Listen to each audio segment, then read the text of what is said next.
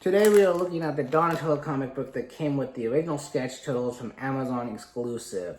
That's right, this is out of that Amazon exclusive pack. If you haven't seen that video, go here or there or wherever the heck the card lands when I put this up here.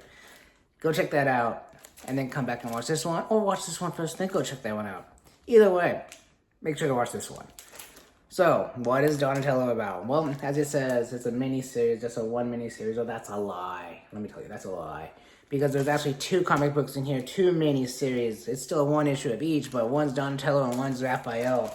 So let's get into it. What is this Donatello one about? Well, it's just that. It's about Donatello, right? Okay, good night. No, I'm just kidding. Anyways, so the story begins with Raphael yelling at Donatello about how the water is cold in the shower and he wants to use hot water and not cold water because he doesn't like cold water. And April O'Neil steps in and tells Johnny, come in and just do it. And so he goes downstairs, but before he goes downstairs, April decides to tell him, watch out for Kirby. Now, I might not be saying his name right. And if you guys have this issue in like one of the Mirage comics, let me know in the comments. Or if you have this issue, let me know in the comments. So this whole thing is based around Donatello seeing this monster in the sewers. I wouldn't say it's the sewers. I don't think it is. I think it's supposed to be like the basement of the complex, but it looks like a sewer in the drawings.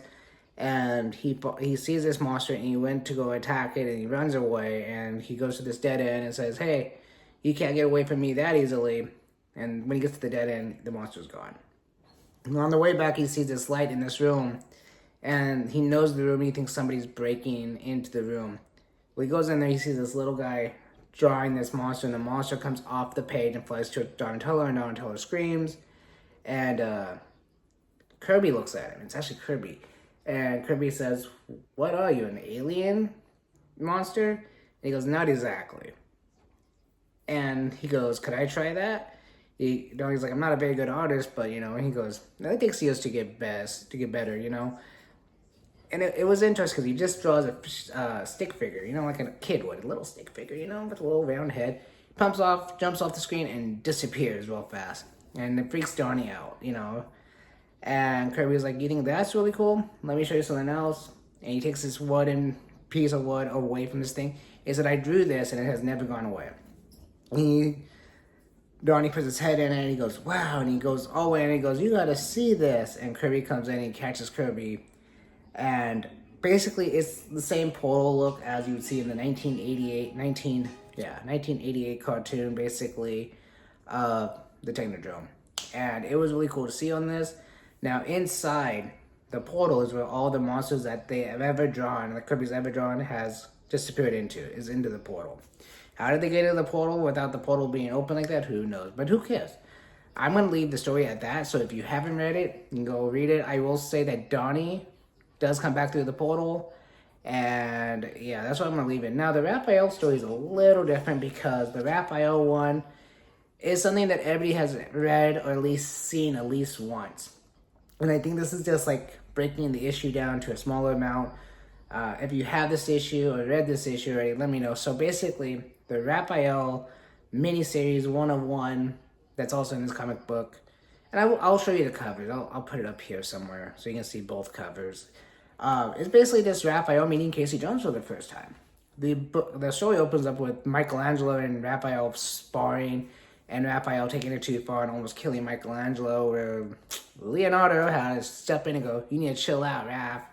And, yeah, you know, and Raph says, okay, and he runs outside of the sewer, jumps on some buildings, you know, and trying to figure out why he blanked out and why he almost killed his brother that he, you know, was very close to. And basically that's what he's doing. And all of a sudden they pan over to Casey Jones watching the news and saying, you know what, these criminals need a lesson and blah, blah, and, you know, I'm saying this kind of bad, but basically it's the backstory of Casey Jones meets Raphael. Casey Jones decides to take it upon himself to be a visual anti, and one thing leads to another, and bada boom, bada bing, Raphael meets up with him as he's almost killing people and stops him.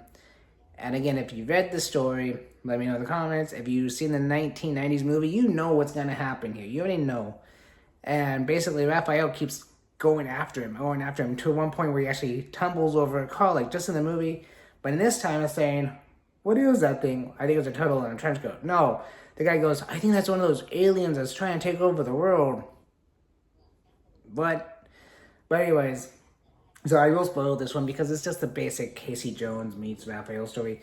They go at it. I mean, they go at it badly to the point of all hell breaks loose, right?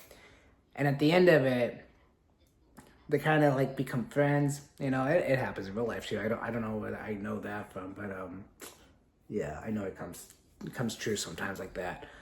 Anyways, so at the end, you see this woman saying, "Help, help, my purse or my money or something." It's you know, and Kate's like, "I'm going after him," and Raph's like, "Not without me, because I don't want to make sure you don't kill anybody. I want to make sure you don't kill anybody." And that's how they end the story. I mean, it's a basic Casey Jones meets Raphael for the very first time in the 1990s movie. I'm sure they did in the original Mirage comics too. Now, here's the thing. The drawings for this comic book is all original Kevin Eastman, Peter Lloyd drawings. The first comic book with Donnie is, the writing is drawn by somebody else. I'll look at it, I'll put the page up here so you can see who it's written by. And the second one with Raphael is actually, the writing is actually done by Kevin Eastman, and it's a lot easier to read in my opinion than the Donatello one. It's more true to the Turtle storyline, the one with Kevin Eastman writing it.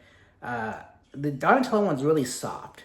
I can say that the writing for it is soft. It's a good story, but it's soft. Where you get the Raphael and Casey Jones one, it's in your face.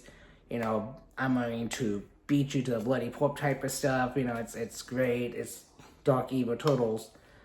Do I recommend this? If you can find this without buying the original sketch turtles, go for it. But I think you would want to find the one that says Raphael. The Raphael cover I like better than this one. This one's cool. This one's cool. But yeah, I like the other one better. I like the Raphael one better. But again, thanks for watching, and I'll catch you in my next video. Peace.